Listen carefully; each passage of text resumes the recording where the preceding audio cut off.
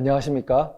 공산운동권 종식을 위한 사상 스펙트럼 연구 주체 사상파편 첫 번째 시간입니다. 먼저 첫 번째 시간이니만큼 왜 이런 기획을 하게 되었는지 좀 설명을 드려야 될 것 같습니다. 공산운동권이라고 표현을 했습니다. 그렇습니다. 공산주의는 다 끝난 것이 아니라 우리 80년대 학생운동권에 뿌리를 두고 급격하게 퍼져나갔던 공산운동권 세력, 좌경 세력, 그 사상의 뿌리는 끈질기게 남아있고 그리고 그 인적인 네트워크 또한 상당히 뿌리 깊게 남아있습니다. 그 공산운동권이라고 이름 붙인 그 세력 전체가 우리 수십 년간 한국 사회의 패러다임을 좌지우지해왔다고 해도 과언이 아니라고 생각됩니다. 오늘날 조국 전 민정수석 법무장관 임명 사태로 벌어진 모든 혼란과 거의 아비규환적인 이런 사상 초유의 사태 배경에는 바로 이런 수십 년간의 공산운동권의 정치 문제가 도사리고 있다고 생각됩니다. 이것이 사상운동적인 성격을 띄었기 때문에 그 사상의 뿌리에서부터 극복되는 측면이 굉장히 중요하다고 생각됩니다. 즉, 공산운동권의 뿌리를 낳은 그 공산주의 이념, 우리가 생각할 때 그게 뭐 지금 영향을 미칠 수 있어? 이미 구시대의 유물이 된 것 아닌가? 이렇게 생각하시는 분들이 아주 많을 것이라고 생각됩니다.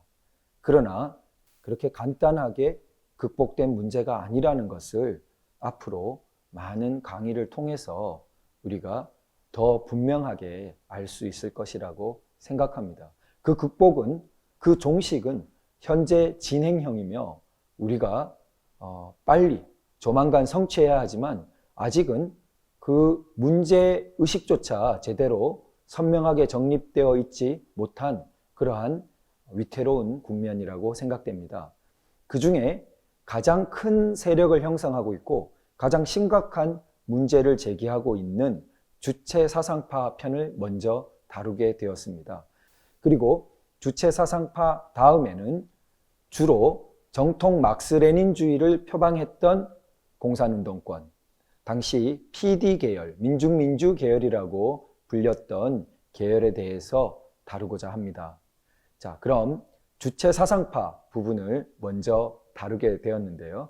그 첫 번째, 오늘 제목을 보면 제목 자체에서 의아하게 생각하시는 분들이 있을 거예요. 주사파 정치 세력, 이념당이 움직인다? 아니, 주사파 당이 있다는 말인가? 듣도 보도 못한 말인데 도태우 변호사는 왜 저런 말을 하고 있지? 의아하게 생각하시는 분들 많으실 것입니다. 제가 여기에 어떤 100% 물증을 가지고 이 사람이 당원이고 이 당의 강령은 이렇게 1조 2조 써져 있다라고 말씀드리지는 못합니다. 그러나 상당한 객관적인 근거로 우리가 이러한 주체 사상파 이념의 뿌리를 둔 그러한 이념적 당이 큰 흐름으로 움직여 왔다는 것에 대해서는 근거를 가지고 분명히 말씀드릴 수 있습니다. 그렇기 때문에 제가 이 제목을 달았겠죠. 자, 큰 근거는 황장엽 전 조선노동당 비서, 앞으로는 사상의 자리에서 또 논하는 그런 영역이기 때문에 간단히 황장엽 씨라고 표현하도록 하겠습니다.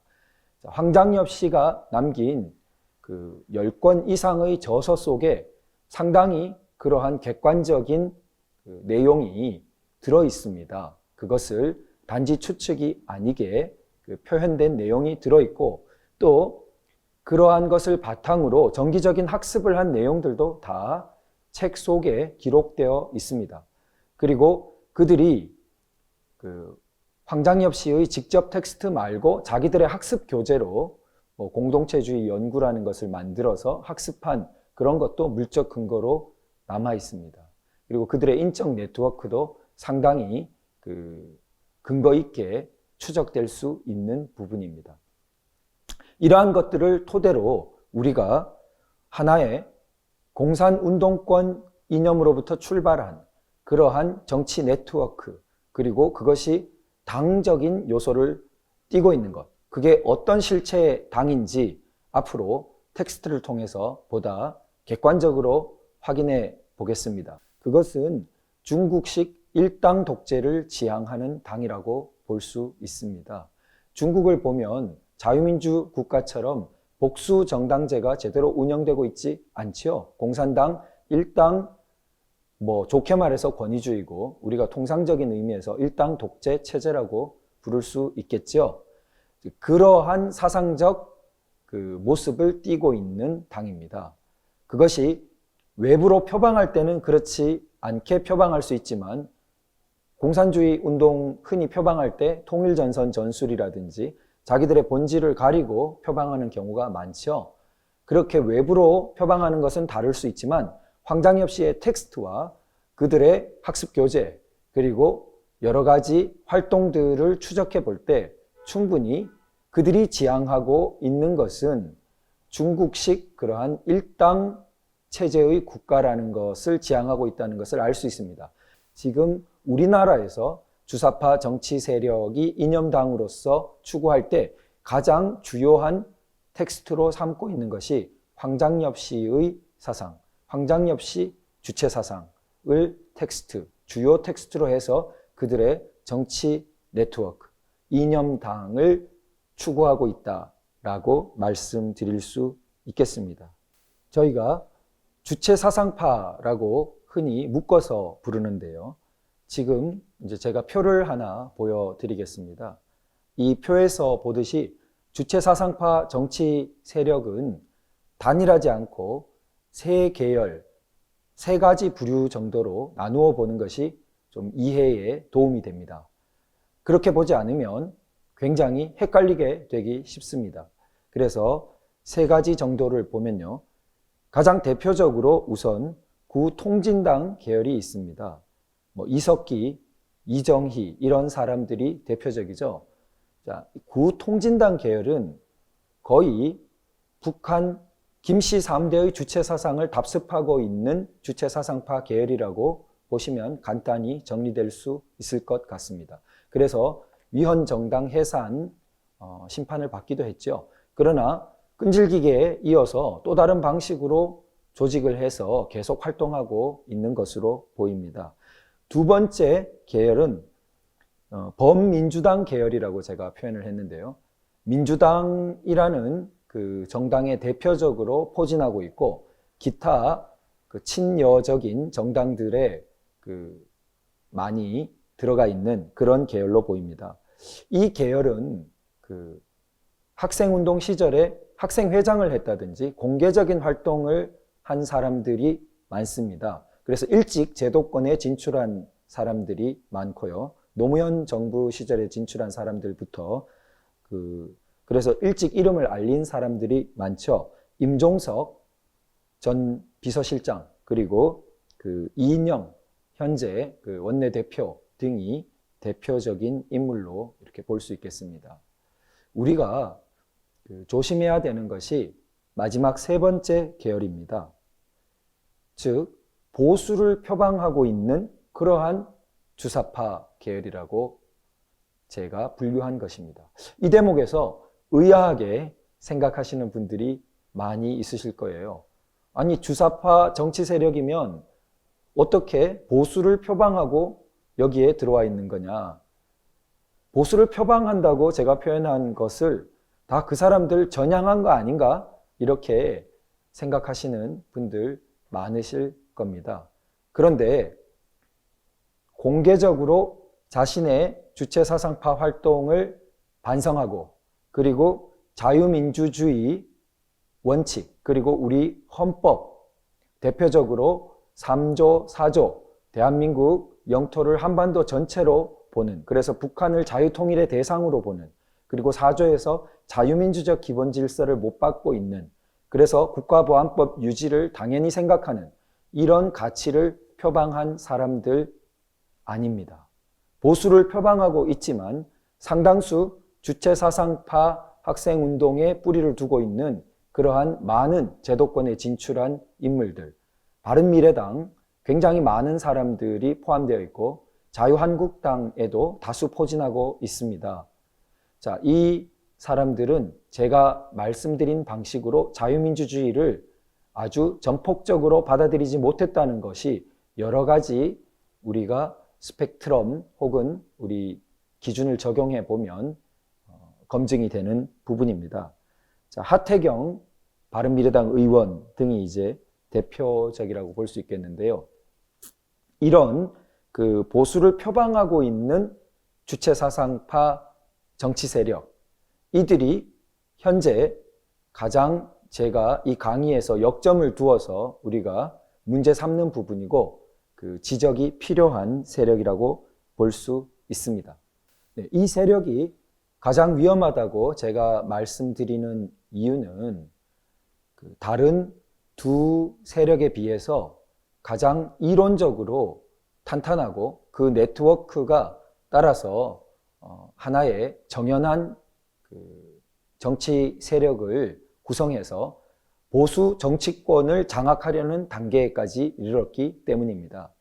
지금 보시면 구통진당 계열은 김씨 3대적인 주체 사상을 거의 받아들인 단계이기 때문에 우리나라에 굉장히 위험하고 반헌법적인 세력이지만 미칠 수 있는 영향력은 상대적으로 제한되어 있다고 볼 수 있습니다. 문제는 이제 범민주당 계열, 두 번째 계열인데요. 이 계열은 현실적으로 제도권에 많이 진출해 있고 국회의원 수도 많고 그렇습니다만 이론적으로는 보수 표방 주체사상파 세력에 상당히 의존적이라고 볼 수 있습니다.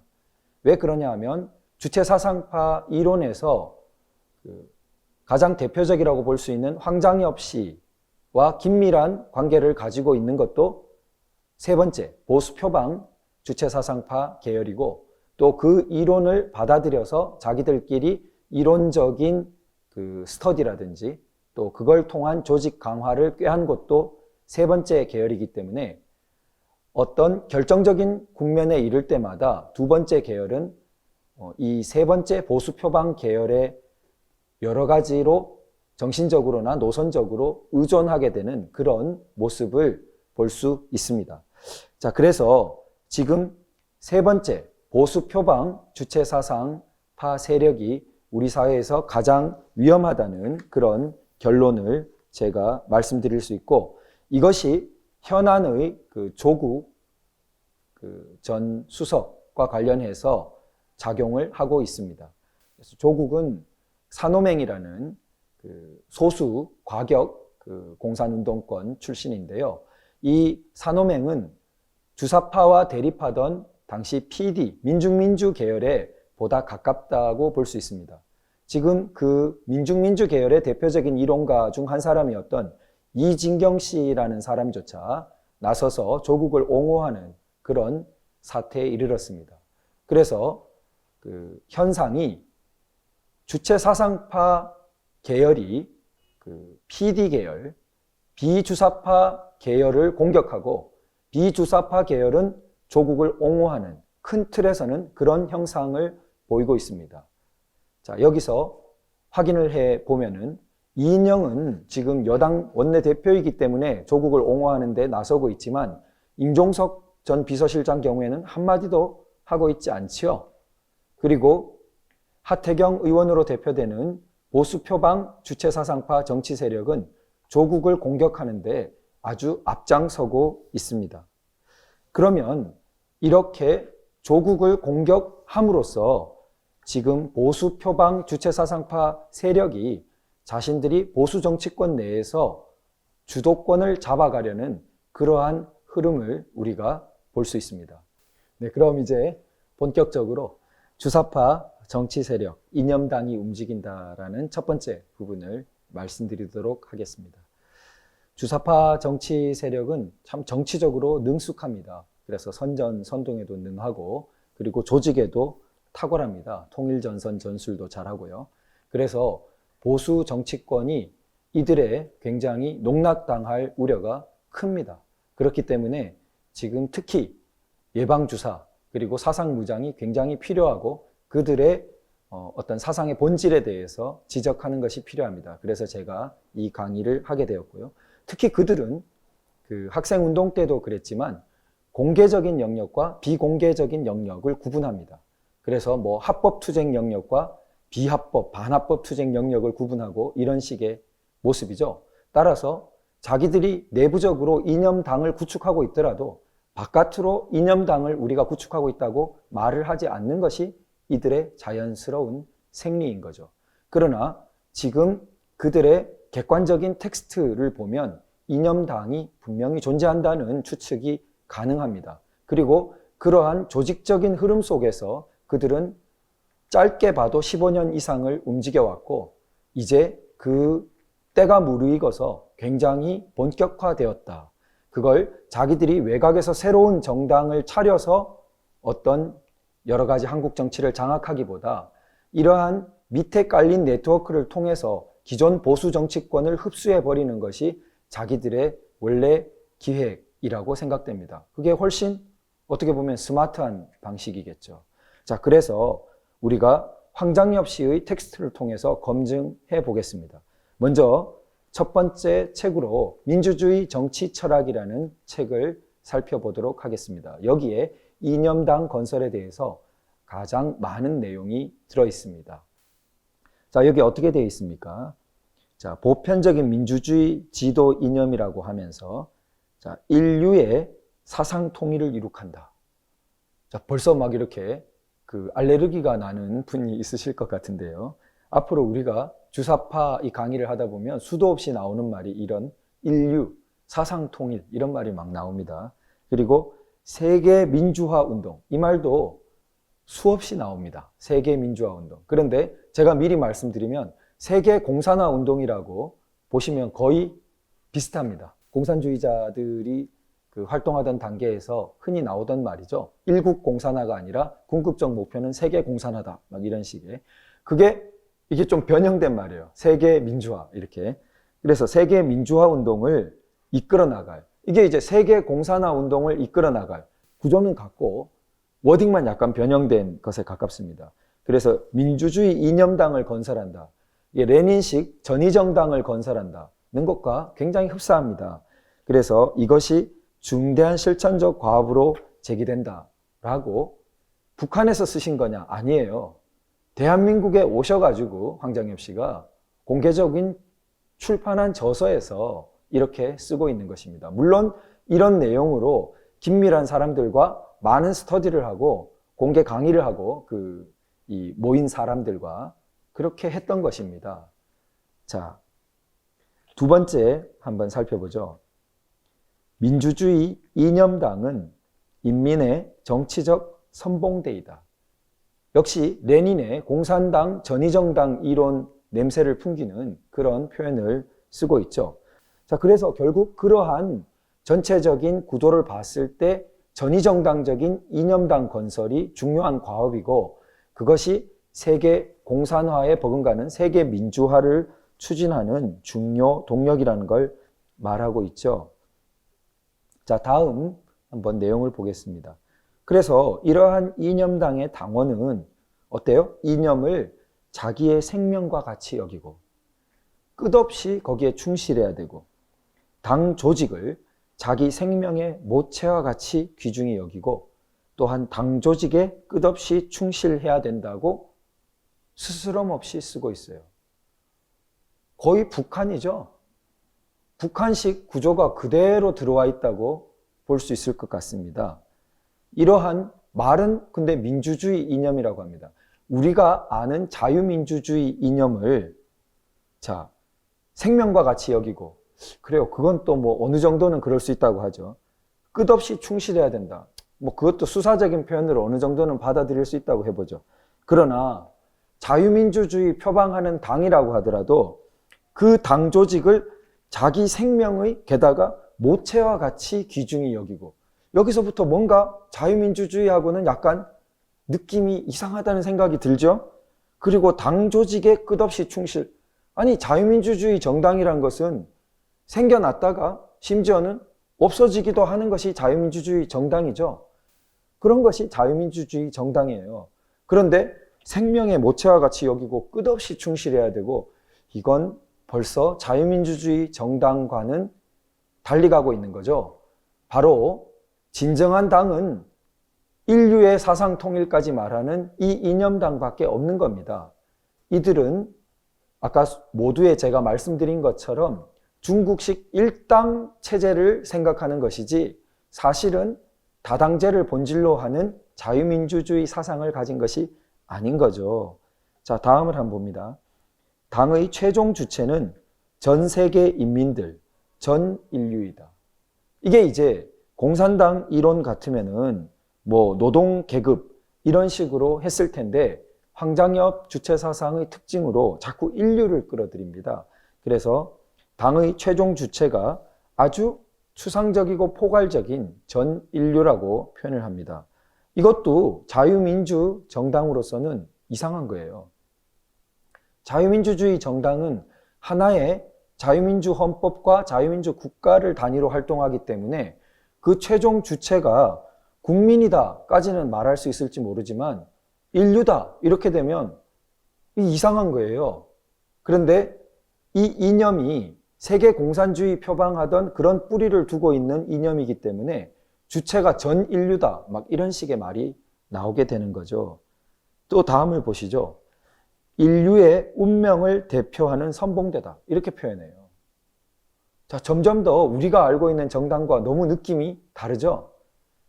자, 이런 것을 계속 강의하고 저술로도 쓰고 키워 오셨다고 볼 수 있는 겁니다. 자, 그 다음에 보겠습니다. 당의 조직 성원들이 어때요? 당 조직의 결정과 지시에 복종하는 것을 신성한 의무와 영예로 생각한다 이랬어요. 야, 이거 잘못 나가고 있죠? 이게 바로 공산주의식 정당의 특징이죠. 우리 자유민주 정당에서 정당원한테 당 조직에 복종까지는 뭐 따른다 정도 표현하죠. 그런데 신성한 의무와 영예로 여긴다? 이상하죠. 자, 그리고 자, 과업이 주어지면 어때요? 자기 생명의 모체인 인류가 주는 신임과 사랑의 표시 이렇게 또 표현합니다. 그래서 생명도 아끼지 않고 전심전력을 다한다. 자, 이런 교육을 계속하면서 지금 뭔가 활동을 하신 거예요.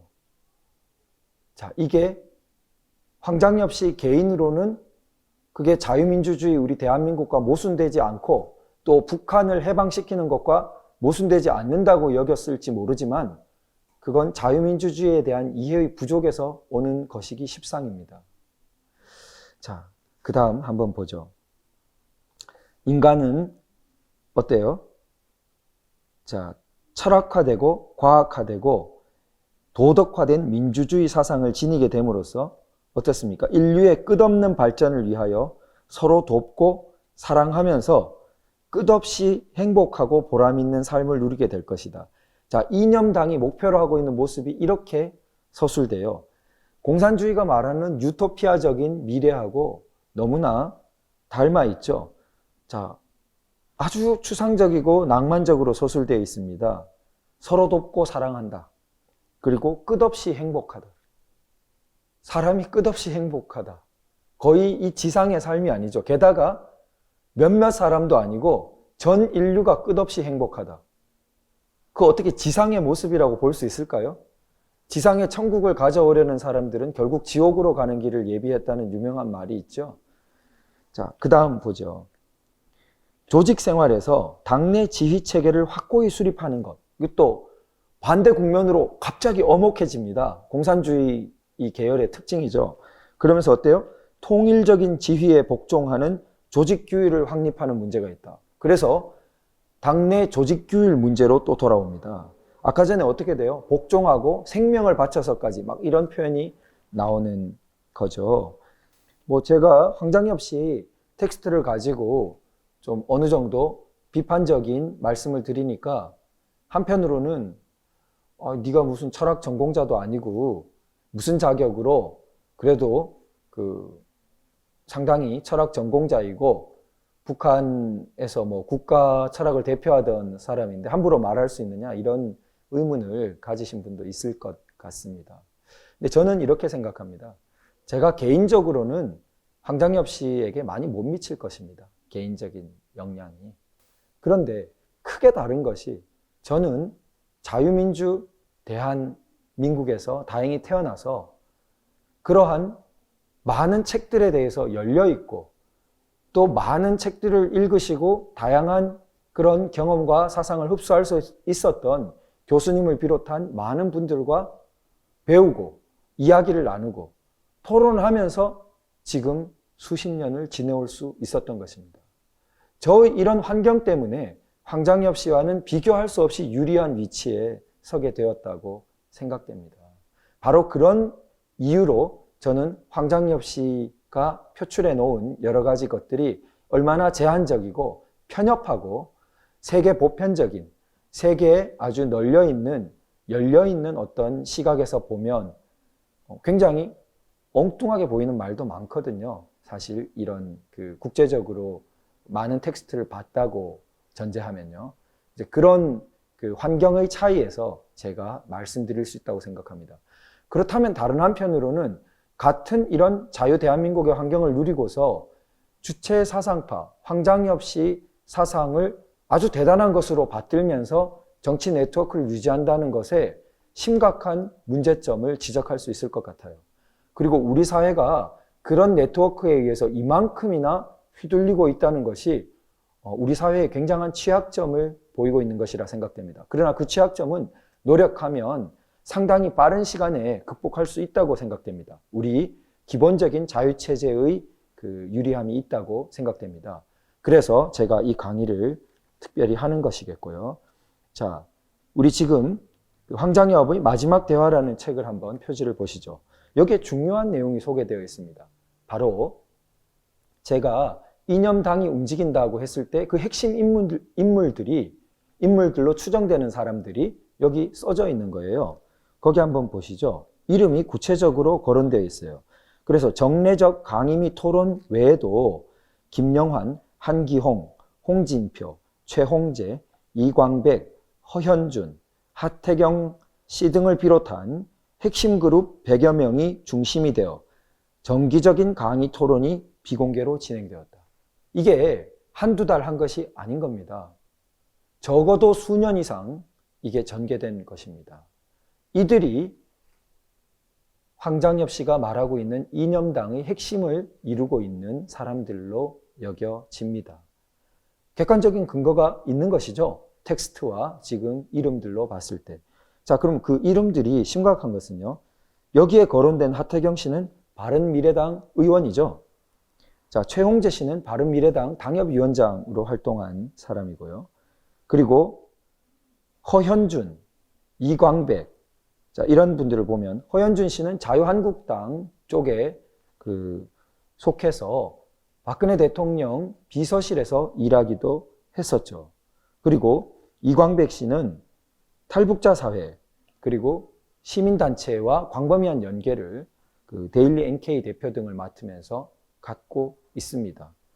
자, 그리고 홍진표 씨는 이명박 대통령 정부 때 국가인권위원회 인권위원을 역임했으면서 지금 이 그룹의 숨은 조종자라고 볼 수 있는 김영환 씨와 핵심적인 연결고리를 갖고 있는 것으로 알려져 있습니다. 그럼 제가 지금 말씀드린 이력을 보더라도 보수 소위 정치권, 제도권에 아주 안 간 곳이 없다 싶게 넓게 퍼져 있다는 것을 지금 살펴볼 수 있지 않습니까? 자유한국당, 바른미래당, 그리고 시민운동권 전체에 다 포진되어 있고 박근혜 대통령 정부, 이명박 대통령 정부 모두의 핵심에 들어가 있었던 것입니다.